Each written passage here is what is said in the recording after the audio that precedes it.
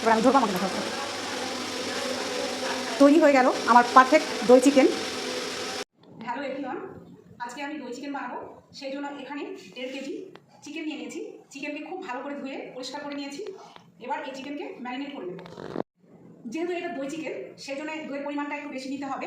আর এখানে আমি 1.5 কিলো চিকেনের জন্য 400 গ্রাম দই নিয়েছি। এবার দইটাকে আমি দিয়ে দিচ্ছি। সেই সাথে দিচ্ছি গোলমরিচ গুঁড়ো। আর দই চিকেনে গোলমরিচ গুঁড়ো আর দই এটাই মানে কম্বিনেশনটা। দিচ্ছি কাশ্মীরি লঙ্কার গুঁড়ো, লবণ, আর দিচ্ছি ঘি। এটাকে আমি মেল্ট করে নিয়েছি। ঘি অবশ্যই দেবেন। কোনো রান্নাতে ম্যারিনেটের সময় ঘি দিলে মাংস সফট হয়। আর এবার আমি সব কিছু একসঙ্গে মেখে নেব। এটা দই চিকেন, সেহেতু দইটা একটু বেশিই লাগবে।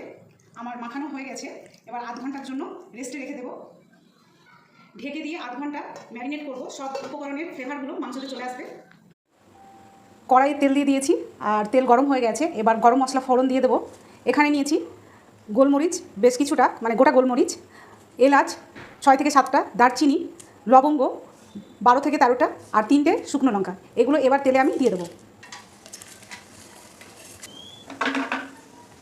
খুব ভালো করে ভেজে নেব 30 সেকেন্ড মতো। মশলাগুলোর ফ্লেভার তেলে চলে আসলে আমি পেঁয়াজ দিয়ে দেবো। তেলে মশলার ফ্লেভার চলে এসেছে। এবার কুচনো পেঁয়াজ দিয়ে দেবো।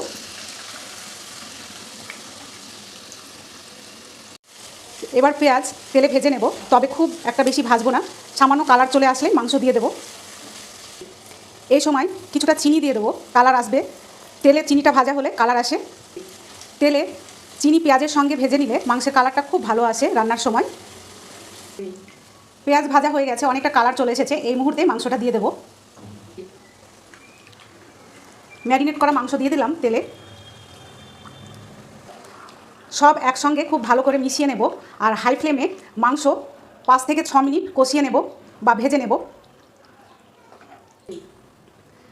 দই চিকেনে মাংসটা খুব ভালো করে মিশিয়ে নিয়েছি। আর দই চিকেন রান্নার জন্য দই, গোলমরিচ গুঁড়ো, গোলমরিচ গুঁড়ো বেশি পরিমাণে লাগবে। মাংসটা 5-6 মিনিট রান্না হতে দেব। 5-6 মিনিট মাংস কষানোর মধ্যেখানে আদা রসুন বাটা দিয়ে দেবো। এটা আপনারা পেঁয়াজ ভাজার সময়ও কষিয়ে নিতে পারেন, আর এই সময় দিলেও হবে। আমি এখানে 2 টেবিল চামচ আদা রসুন বাটা দিয়েছি। কাঁচা লঙ্কা বাটা 1.5 টেবিল চামচ। ঝালটা একদম পছন্দ অনুযায়ী, যে যেরকম পছন্দ করবে সে সেরকমভাবে দিয়ে নেবে। এগুলো খুব ভালো করে মিশিয়ে নেব।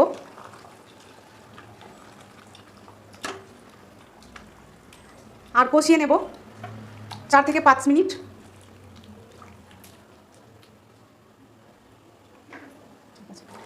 5-6 মিনিট রান্না করার পর এবার দিয়ে দেবো ধনে গুঁড়ো 1 টেবিল চামচ। এখানে জিরে গুঁড়ো ব্যবহার করব না। সেই সাথে দেব কাজু বাদাম বাটা। এখানে 15 থেকে 16টা কাজু বাদাম জলে ভিজিয়ে রেখেছিলাম, সেটা খুব মিহি করে বেটে নিয়েছি। আবারও সব কিছু একসঙ্গে খুব ভালো করে মিশিয়ে নেব। দই চিকেনে এক্সট্রা জল দেওয়ার কোনো দরকার নেই। এই চিকেনের জলে, দইয়ের জলে চিকেনটা সম্পূর্ণ রান্না হয়ে যাবে। চিকেন এবার 10 থেকে 12 মিনিট ঢেকে রান্না করব। 10 থেকে 12 মিনিট পর ফিরে আসছি।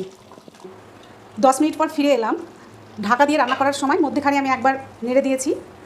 চিকেন আমাদের অনেকটাই সেদ্ধ হয়ে এসেছে। এবার এই মুহূর্তে দিয়ে দেব ধনে পাতা কুচি। এখানে 2 টেবিল চামচ ধনে পাতা কুচি দিয়েছি। ভালো করে চিকেনের সঙ্গে মিশিয়ে নিয়ে আবারও ঢেকে 5 মিনিট রান্না করে নেব। এতে করে মশলার ফ্লেভার চিকেনে চলে আসবে। 5 মিনিট ধনে পাতা দিয়ে ঢেকে রান্না করার পর এবার দিয়ে দিচ্ছি কাসুরি মেথি পাতা। এরা অবশ্যই দেবেন।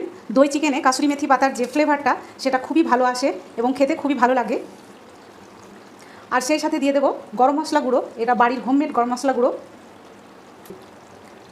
খুব ভালো করে চিকেনের সঙ্গে মিশিয়ে নেব। দই চিকেনে আমি অলরেডি আগেই চিনি দিয়ে দিয়েছি। এখানে আপনারা চিনি অবশ্যই দেবেন, কারণ যেহেতু দই অনেকটাই ব্যবহার হয়েছে, দই একটা টক ভাব আছে, সেই জন্য চিনি দিলে সেই টক ভাবটা চলে যাবে। মাংসের একটা সুন্দর স্বাদের ব্যালেন্স তৈরি হবে। সেই জন্য চিনিটা বাদ দেবেন না, এটা দেওয়ার চেষ্টা করবেন। আমার দই চিকেন রান্না হয়ে গেছে। আর এখন আমি ঢেকে 5 মিনিট রান্না করব। এতে করে মশলার ফ্লেভারগুলো মাংসতে চলে আসবে।